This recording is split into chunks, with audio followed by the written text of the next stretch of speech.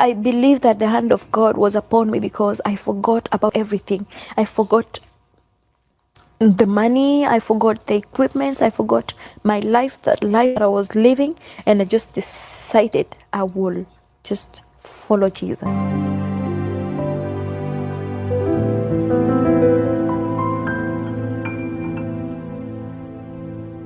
I want to welcome you to Without Shackle today. Thank you, ma'am. First of all, who is Princess Farida? Princess Farida is a mother, is a wife to a pastor, is a musician, is a mentor, all those things, is a lover of Jesus. And what is Princess doing with the name? Okay. I didn't hear you saying I am the princess of. No. I'm not a princess of any country, but you can call me God's princess. Okay. Yeah. But this name, I got it from people in school. They used to look at me and say, oh, you like to behave like a princess. You want to be neat all the time and organized and all that. Because, you know, in my country, you can wear a uniform the whole week without washing it. But I used to like washing it every day. So my mom could keep me so clean that they just felt that they should call me princess. So when I started dancing, I decided, why not? There's a name here. Let me just put it before my name, Farida. So as I understood, Princess Farida, you were a professional dancer in Kenya. Yes. Well, tell me a little bit about that. Okay. I started dancing and I started winning competitions. And I was crowned a queen of Chakacha for many, many years in my country. What is Chakacha? It's a dance that is done at the coastal by women, not men. You're only taught when you're maybe at the age of 10 years or before you get married, because you're supposed to dance it for your husband in the bedroom. But I used to dance it in the nightclub. So is it like a Kenyan tradition? It's a Kenyan tradition, but at the coast. Okay. But it's a sensual dance, so it is not to be danced in front of men or people.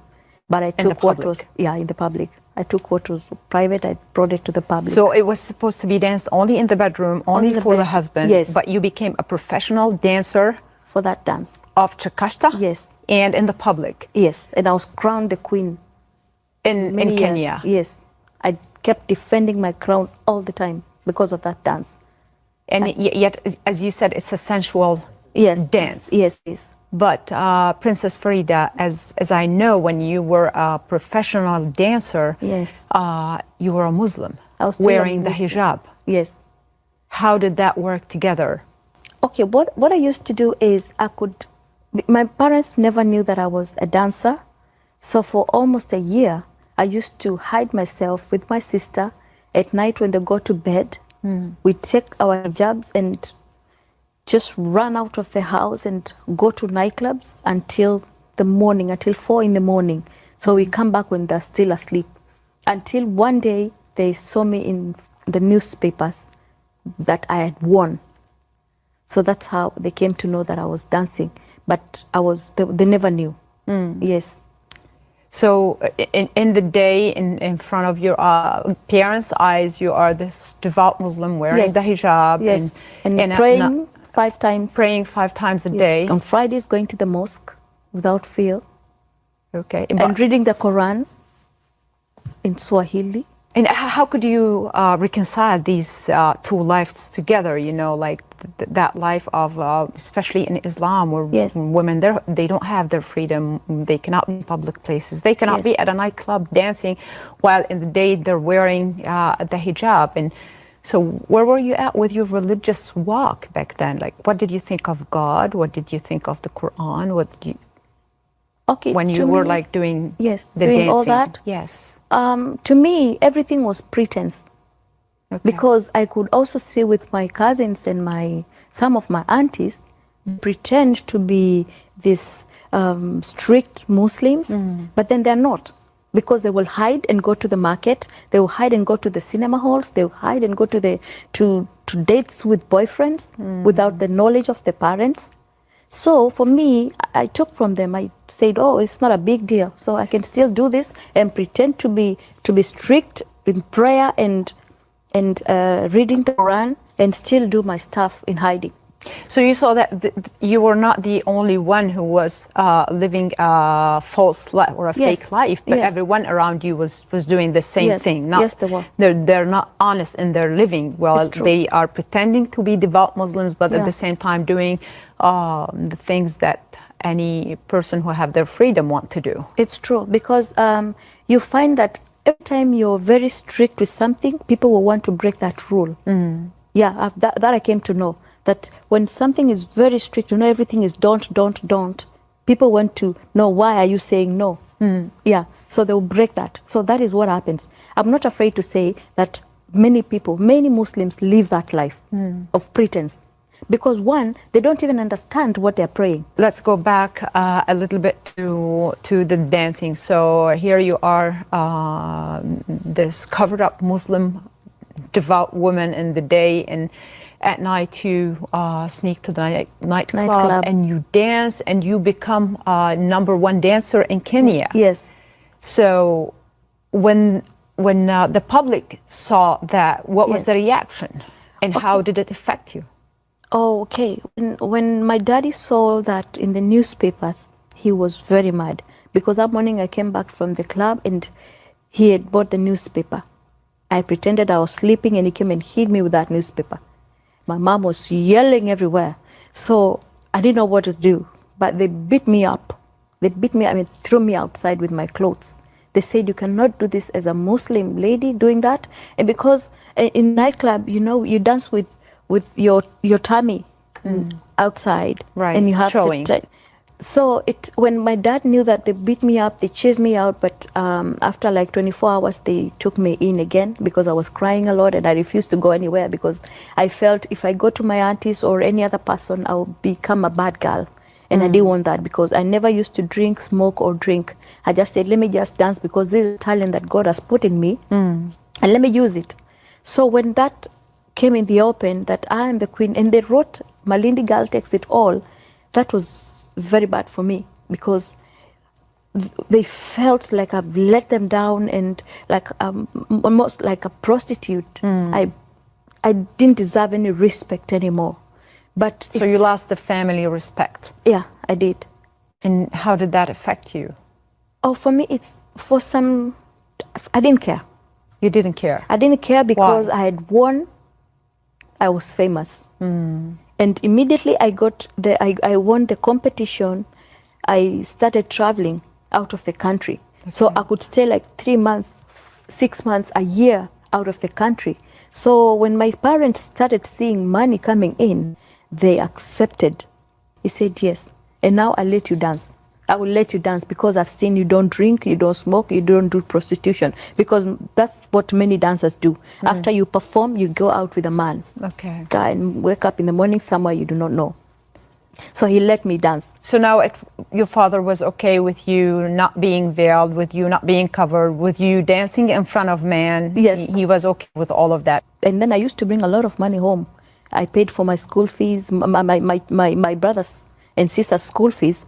So you became a supporter. Yeah, I was providing for them. Farida, you said at the beginning, you said you were a pastor's wife. Yes. So you want to recap? How did that happen? When did you become a Christian? When I became a Christian. And how did it happen?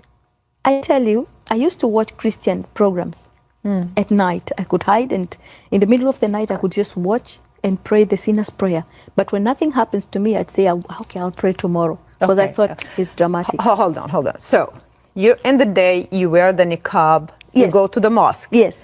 At night, you go to nightclubs. Yes. You perform sensual dancing. Yes. And then you come home and watch Christian television and pray. Everybody is sleeping, I could watch Christian preaching. And when the pastor says that you can pray the sinner's prayer, for some reason, I used to pray after him.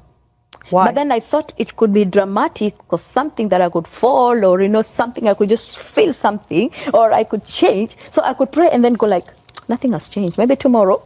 So let me go back and dance. Yeah. So why? I didn't know what salvation meant. Why did you feel compelled to pray the sinner's prayer. What happened was, on my way from the UAE, I'd like stayed for 1 year. On the way from the UAE, on the plane, I meet this flight attendant who comes to me and says, Farida, we want to show you how we operate the plane. So when I went to the cockpit, I took one of my dancers. I was with my full band on the plane. So when I took my dancer to the cockpit, we sat and we were just talking to the pilots, but something caught my eyes. I looked out of the clouds and there were people dressed in brilliant white. Yes, and they were worshiping the Lord. Like a vision. But the moment that I said I want to go with those people, I was not in the plane anymore. It's like something took me out of the plane. And I said, why can't I go with those people? A voice spoke to me and said, Farida, you cannot go with those people because you're a sinner. So when this voice spoke to me, I felt a sinner. And then he asked, if this plane crashes right now, where will you go? And when he asked that, I saw like the plane crash and I was standing alone crying and repenting. I cried and repented. Then he touched my shoulder. A soft touch, a touch that I've never felt before. A touch that switched on everything inside of me. Like I felt light, I felt joy, I felt new. It switched on and he said, my daughter, you have the last chance to go to heaven, but you have to go to church. Yeah, so when he said that, I felt forgiven.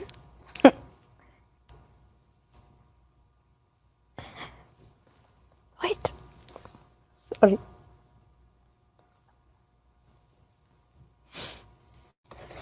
Okay, I'm sorry. When he said that, I felt good, and I knew something had happened, something great had happened to me, but when he said that I go to church, I didn't know what to do with that part. And then when I saw myself crying and repenting, I knew I was talking to a high authority. I knew I was talking to somebody like the Creator, that somebody that had power over me, like somebody that owned me. Yes. I didn't think about Jesus Christ because it was never in my mind, but I knew something had happened. So when I went to church is when now the pastor said, oh, you met the Lord. But I knew it changed.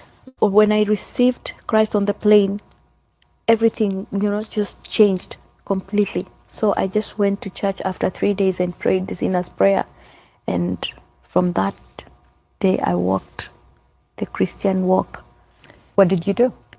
So what I did was, after a month, the Lord spoke to me again and said, if you're ashamed of me in front of my people, I'll be ashamed of you in front of my Father.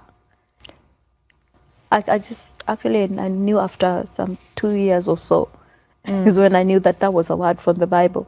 So when he said that, that's the day I called for a meeting and spoke to my parents. I called all of them, my brothers and my sisters and my dad and my mom.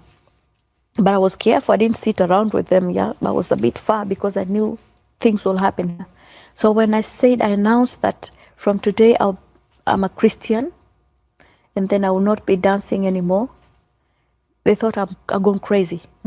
Yeah. So first of all, my sister said, she went to this other church the other day and they did something, they're speaking in tongues. My sister and I, we've never had such a thing. So she said they bewitched her, black magic or something. So that's why she's talking like that. But I said, I know what I'm saying. I'm serious. From today, I'll be going to church and I'm not a Muslim anymore.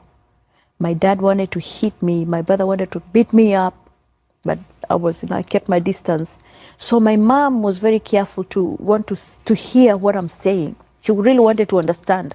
So I explained to her. She said, my daughter, you've just bought new equipments. You have just recorded the best CD that we have never had before. And you have your own band now. So how come you're quitting music and you're not going to be going to the mosque anymore? Just tell me, are you serious what you're saying? I said, yes. So when my mom knew that I was very serious, she woke up and I don't know where she got the rope from. She got a rope and ran outside to hang herself. Oh. Yeah. So when I saw that, I was very sad. I love my mom very much. I told God, please, Lord, don't let my mom die. I love her so much. I will serve you if you let her live. So when I say that, I tried to run out to help her, but they were mad with me. They were mad with me. They said, why do you want to mock mom, father? Stay away from us. We don't want to know anything about you anymore. So since that time, for almost 2 years, I was all alone. They didn't want anything to do with me. I could just spend my whole day in church, praying and fasting and seeking the face of the Lord. I had no friends. Everybody just, my family, my friends, nobody wanted to have anything to do with me, but God gave me a family in church. I met spiritual dad, and he took care of me. Was it easy for you to let all the fame, all the glory of the world, your family, go just because of that vision that you saw of Jesus, or of the voice that called you that you are forgiven and you need to be able to go to heaven? You gave your everything that meant anything to you in life for that voice. How did you do it? And how did you trust that that was God's voice? Because something was just, it had confirmation in me, and I could just feel, I trusted that voice immediately, because I remember that voice when I was young, that this is our little secret and the reading of the word. And then I remembered that he's not gonna harm me. He's telling the truth. And there's a word that the Lord gave me, that I'll never leave you nor forsake you. That is the word that kept me going all through. But I believe that the hand of God was upon me, because I forgot about everything. I forgot the money, I forgot the equipment, I forgot my life, that I was living, and I just decided I will just follow Jesus and nothing else. How come I'm pastor's wife? When I got born again, I go to this church, and then he's one of the pastors, and he starts mentoring me. He became my mentor for 2 years. He became my mentor and taught me how to hear the voice of God and the word of God. And I had so many questions about religion and this Christianity. I had so many questions. For some reason, I asked so much than I used to ask in the Islamic, because I was more interested, and I felt that this is real. I could pray for someone and they get healed. I could, God could show me things, and I could, if I didn't understand, I could ask him. So after 2 years, we started feeling, we love one another. And so we started dating. We dated for a year, and we got married. As I said, you left so much for God. Yes. What God gave you, what Jesus gave you, that money, fame, the world could not give you, that you could let everything go just to be for Him.